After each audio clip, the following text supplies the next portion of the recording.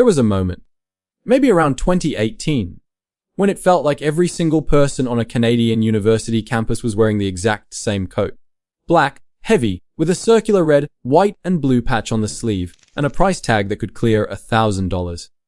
The Canada Goose parka wasn't just a jacket. It was a status symbol you wore on the outside, a way of telling the entire street that you'd made it. The company went public. The stock soared. Management talked about China like it was an endless gold mine. And then, quietly, the spell started to break. The same coat that used to signal status started to signal trying too hard. The stock that once flew gave almost all of it back, from around 72 Canadian dollars down to single digits.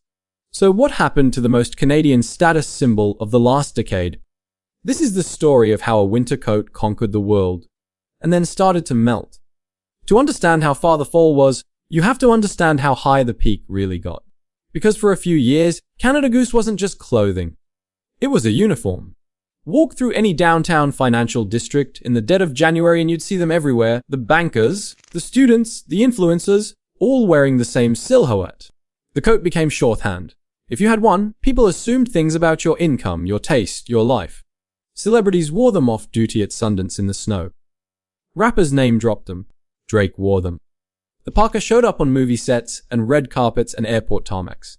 And critically, it showed up on regular people who spent a month's rent to own one. That was the genius.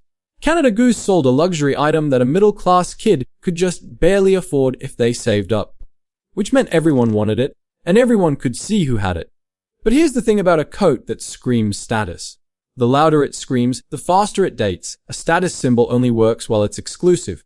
The moment everyone has one, the signal flips. Suddenly, the thing that said, "I made it," starts to say, "I'm trying too hard." And that quiet inversion is at the heart of everything that went wrong.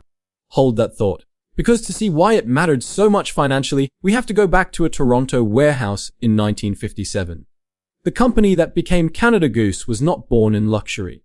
It was born in workwear. In 1957, a Polish immigrant named Sam Tick, a former denture maker who couldn't find work in his field, opened a small shop in Toronto called Metro Sportswear. He hired a handful of sewers and made wool vests, raincoats, and snowmobile suits for northern workers. Practical stuff. Cheap stuff. Nothing you'd photograph. For years, the company did something that would later feel almost embarrassing given where it ended up. It manufactured coats for other brands. It was a private label operation, quietly stitching garments for companies that would one day become its competitors. There was no logo worth bragging about. There was no mystique. There was just a factory doing honest, unglamorous work in a cold country. The first real turn came in the 1970s when Sam's son-in-law, Dani Reiss, joined the business. David was a tinkerer, and he invented a volume base-down filling machine that automated the messy, manual job of stuffing jackets with feathers. That machine changed the economics of the whole operation. It let them make serious cold weather gear efficiently. David launched a label called Snow Goose, and because that name was already registered in Europe, the coats headed overseas got a different name, Canada Goose. Then came the products that built the legend. The expedition parka was designed for scientists at Antarctica's McMurdo Station and earned the nickname Big Red. In 1982, the first Canadian to summit Everest did it in a custom parka from the same factory. This is the part of the story the company loves to tell, and for good reason. It's true. For decades, these coats were genuinely elite technical equipment worn by people whose lives depended on staying warm. The authenticity was real. It was earned in the field, not invented in a marketing meeting. And that authenticity is exactly what made the eventual pivot so lucrative and so risky. The man who saw the opportunity was David's son, Dani Reiss. He grew up around the factory, mopping floors and sewing labels in the summers, and he had zero interest in the family business. He studied English literature and philosophy at the University of Toronto and wanted to travel the world and write. But he came back, worked in sales, and made a realization that would define the company. Talking to customers, he understood that the coats weren't just pretentious. In the far north, people actually needed them. The gear let people live their lives in brutal cold. There was a real story there. When Dani became CEO in 2001, the company was doing roughly $3 million a year. His first move was to kill the private label business. No more making coats for competitors, and unify everything under one name. He picked Canada Goose because the coats were made on home turf, and Canada signaled quality and cold weather credibility. He made a pledge that became central to the brand: the coats would stay made in Canada. No outsourcing, no licensing. Then he did something quietly brilliant. He let the coats sell themselves through the people already wearing them. Film crews working in freezing conditions wore Canada Goose. Actors on cold sets wore them. This created an informal celebrity endorsement loop that cost the company almost nothing. By 2014, revenue had exploded from $3 million to around $200 million. The little Toronto workwear shop had become a genuine luxury brand, and that caught the attention of the money. In December 2013, Bain Capital, the Boston private equity giant, bought a majority stake in Canada Goose. Now, if you follow this channel, you know that when a big American private equity firm buys a beloved brand, the reaction is usually panic. People expected Bain to strip it down, offshore the manufacturing, cheapen the product, and flip it. But Dani secured a specific guarantee from Bain: the coats would stay made in Canada. And with Bain's capital and discipline behind it, the company shifted hard towards selling directly to consumers, opening its own flagship stores instead of relying on department stores. That direct-to-consumer pivot is the key financial move in the whole story, so it's worth understanding why. When you sell a coat through a department store, you split the profit. When you sell it in your own store, you keep the entire margin. Canada Goose was already charging luxury prices.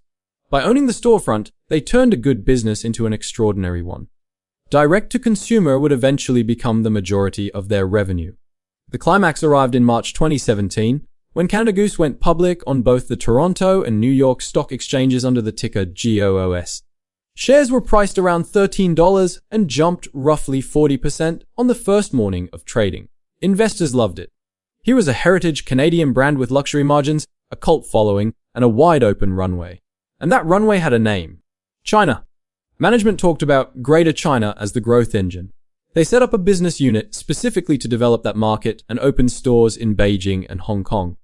The logic was seductive: a rising Chinese middle class, hungry for authentic Western luxury, buying $1,000 parkas by the millions. The stock climbed and climbed, peaking at around $72 Canadian in November 2018. At that point, Canada Goose looked unstoppable. A workwear shop from Toronto had become a global luxury darling worth billions. And this is the perfect place to pause for a second, because if you're finding this breakdown useful, do the thing that actually helps this channel: drop a comment with the moment you first noticed everyone was wearing these coats, and whether you ever owned one yourself. Did you save up for the patch, or did you always think it was overpriced? That kind of comment tells us exactly which Canadian brand deserves the next deep dive, and it takes 10 seconds. While you're at it, hit subscribe, because the second half of this story, the part where the goose stops flying, is where the real lessons are. Okay? Back to it. Because here's where the cracks start to show. And the first crack came from the animals. For years, two things filled a Canada Goose parka: goose down for warmth and coyote fur around the hood. That coyote fur trim became the visual signature of the brand, and the biggest target on its back.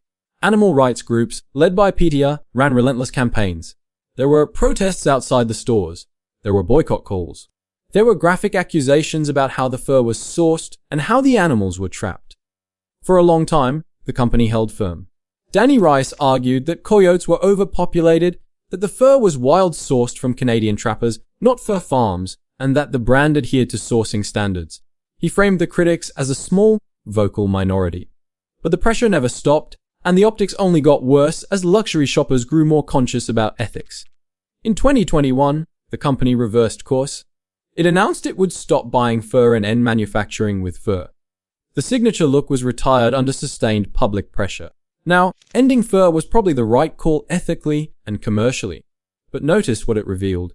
The single most recognizable feature of the coat, the thing that made it look expensive and distinct on the street, was a liability the company eventually had to cut. When your defining feature becomes a controversy, you're no longer purely selling status. You're managing a reputation problem. The second crack was quieter and far more dangerous: brand fatigue. Remember the inversion we talked about earlier? A status symbol works only while it's rare. By the late 2010s, Canada Goose had a saturation problem in its core Western markets. When the banker and the intern and the tourist are all wearing the identical parka, the coat stops signaling exclusivity. It starts signaling conformity.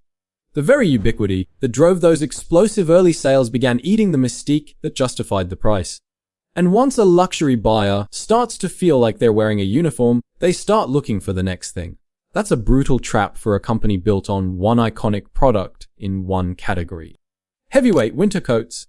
You can only sell someone so many $1,000 parkas. They last for years. They don't wear out.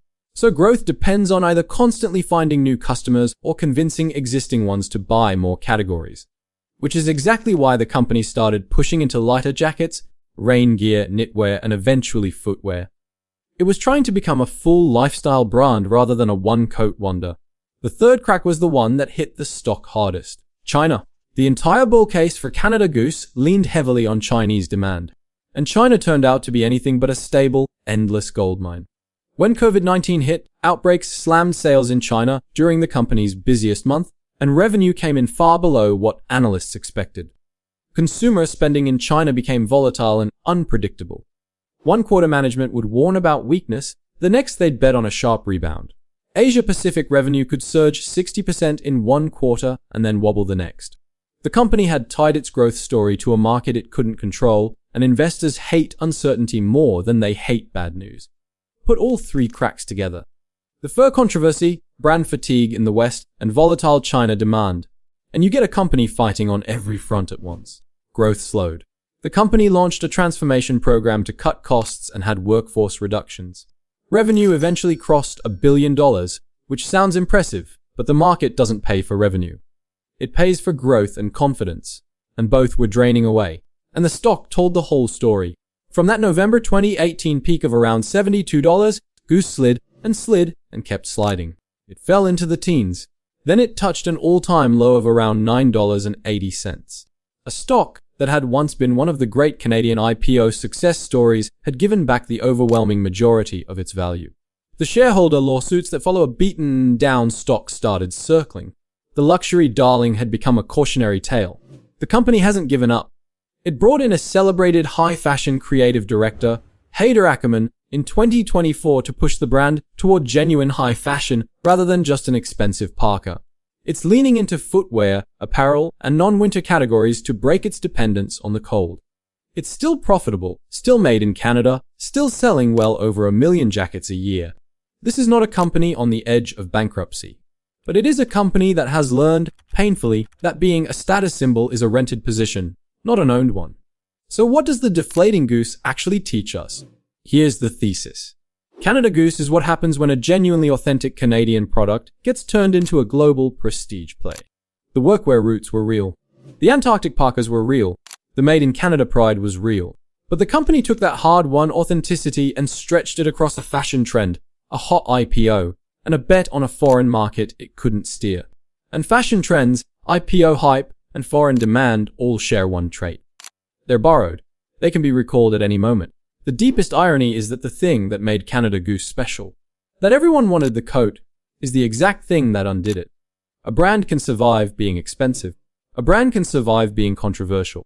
What a luxury brand cannot survive is becoming ordinary. The moment the parka went from, I made it, to everyone has one, the premium started leaking out, one shrug at a time. There's a lesson here for every Canadian brand chasing global prestige. Authenticity is the asset. The parka that kept a scientist alive in Antarctica is worth something real. But prestige built on scarcity and hype is fragile, and when you sell it to everyone, you spend it. You can't be both the rare thing and the everywhere thing. Canada Goose tried to be both, and the market eventually made it choose. So the coat still exists. It's still warm, it's still made in Canada.